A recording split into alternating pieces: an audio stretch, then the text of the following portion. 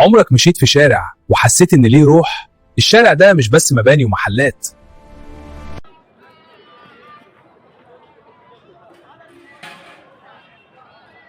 ازيكم وايه الاخبار؟ يا رب نكون كلنا كويسين. احنا النهارده في ميدان التوفيقية، واجمل مكان في وسط البلد. من جمال العمارات والمحلات وطعم المكان وريحة المكان وكل حاجة في المكان ده جميلة. التوفيقية او ميدان التوفيقية بالذات يعني هيشجعك على الاكل، هيخليك تاكل كتير، هيخليك تستمتع بالعمارات واشكال العمارات اللي موجودة حواليك. هو مكان مميز جدا. احنا هنلف فيه دلوقتي، احنا ساعة الفطار، يعني تقريبا الاذان لسه مأذن بقاله 10 دقايق مثلا تقريبا. فاحنا هنلف فيه، هنتفرج على شكل العمارات كلها، هنتفرج ايه اللي بيحصل في الشارع.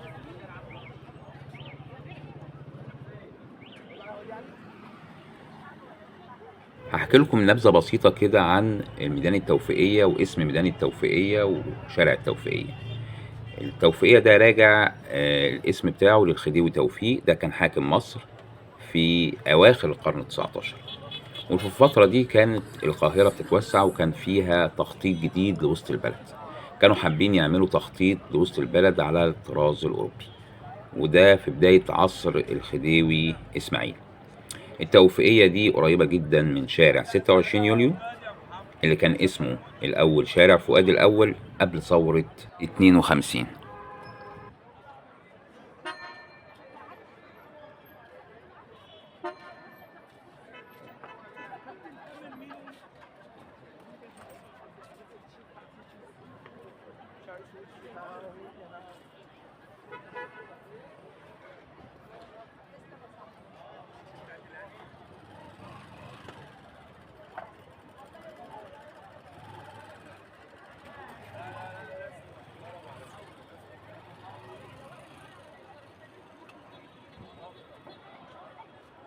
سيد حنفي بتاع الكشري أنا كنت متخيل إن هو بيقفل في رمضان، بس لما نزلت أول امبارح وبصيت عليه وصورت التصوير ده لقيته شغال وبيبيع كشري والناس كلها متعايشة يعني، مفيش حد معترض خالص. الناس بتطلب كشري وبتفطر على كشري. هو طبعا أكلة جميلة جدا، بس بتعمل حاجات كتير قوي في رمضان بعد الفطار هيبقى صعب قوي، بس نجربها.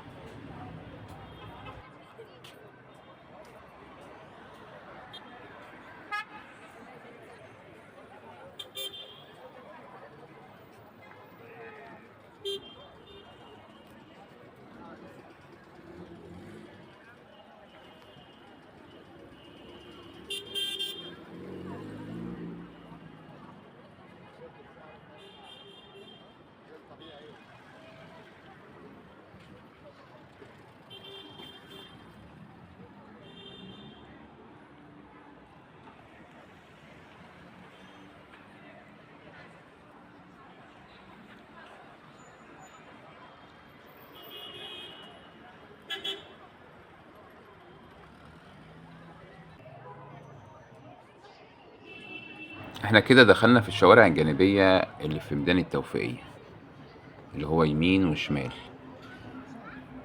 هنلف فيهم ونتفرج عليهم ونشوف ايه المحلات اللي موجودة وبتقدم ايه.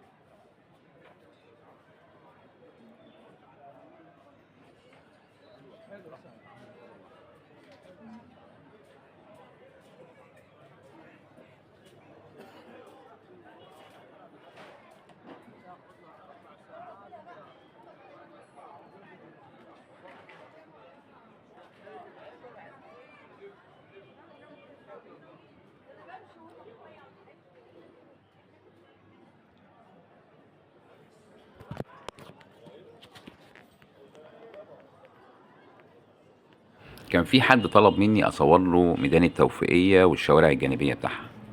انا صورته لك اهون، وصورته لك كمان وقت الفطار. اتمنى ان هو يكون عجبك، ولو عجبك انزل يعني روح لسيد حنفي بقى بتاع الكشري، هيكون جميل، ونتقابل هناك بقى ان شاء الله.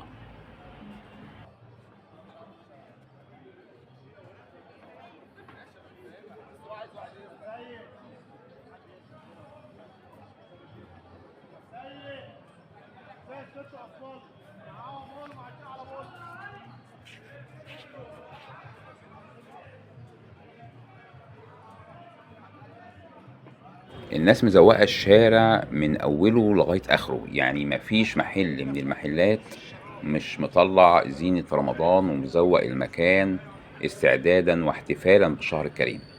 كل الناس مبسوطة وكل الناس فرحانة، مفيش الحمد لله مشاكل خالص. يعني الناس كلها في ليالي رمضان عندها سلام نفسي. يا رب يكون المكان عجبكم ويكون حاجة كويسة بالنسبة لكم، واللي عايز ينزل الشارع جميل أوي وقت الفطار.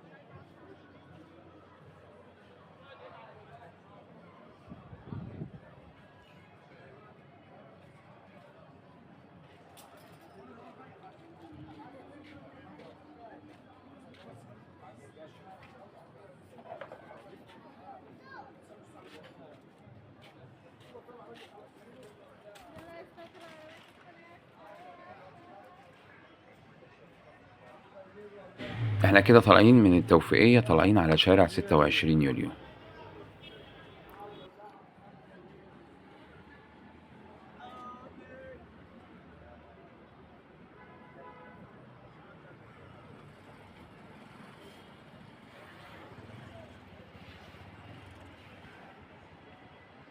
ده كده شارع 26 يوليو، وده برضو وقت الفطار، يعني تقريبا احنا عدى علينا تلت ساعة من الفطار. فالشارع هادي إلى حد كبير، يعني مش مفيش ناس كتير.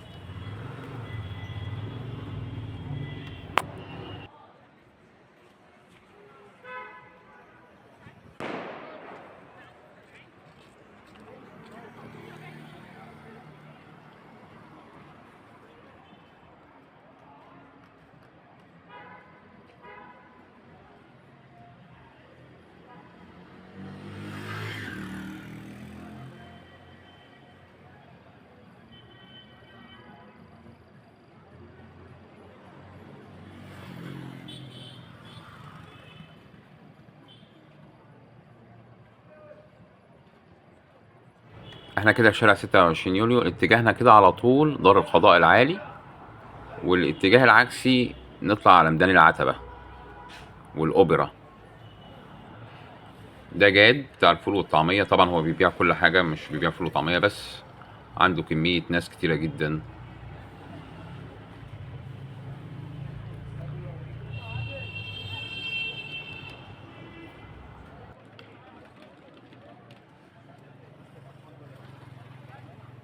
لسه برضو في بعض المحلات لسه مقفولة، لسه ما اتفتحتش، لسه بتفطر، يعني ناس بتوعها بيفطروا. ده محل العبد بتاع الحلويات. طبعا هو ما بيبقاش كده، يعني انت لو اتأخرت عليه ساعة عن كده كمان محل العبد ده بيبقى زحمة، وبالذات على الايس كريم زحمة لا توصف يعني. فالفراغ اللي هو فيه ده صعب أوي يعني، في حوالي مثلا 6 انفار 10 انفار موجودين واقفين حواليه. ولما نبص على شكل العمارات والشكل الخارجي بتاع العمارة كان معمول ازاي، والدقة والفن اللي معمول في العمارة خارجيا، حاجات برضو لا توصف يعني. الناس كان عندها ذوق، وذوق عالي جدا، ان هم يقعدوا يعملوا تصميم علشان يطلع عمارة بالشكل القيم ده.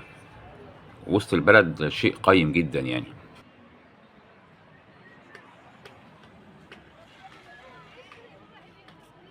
الواحد بس لما بيتمشى في وسط البلد نفسيا بيكون مستريح قوي، انك انت بس تتمشى وتاكل ايس كريم، او تتمشى في الشارع، تروح شارع فؤاد وتروح طلعت حرب، تروح شارع محمد نجيب. المنطقة دي كلها بت بتخلي الواحد نفسيا افضل بكتير قوي. لو وصلت معايا في الجولة لحد هنا هو يا ريت تعمل شير وتعمل لايك، تعمل اشتراك في القناة. يا ريت تكون الجولة عجبتكم. شكرا ليكم وشكرا لذوقكم، شرفتوني. لو حبيتوا حاجة معينة أو أنزل في مكان معين في وسط البلد أو في أي مكان، يا ريت تبعتولي في التعليقات. السلام عليكم.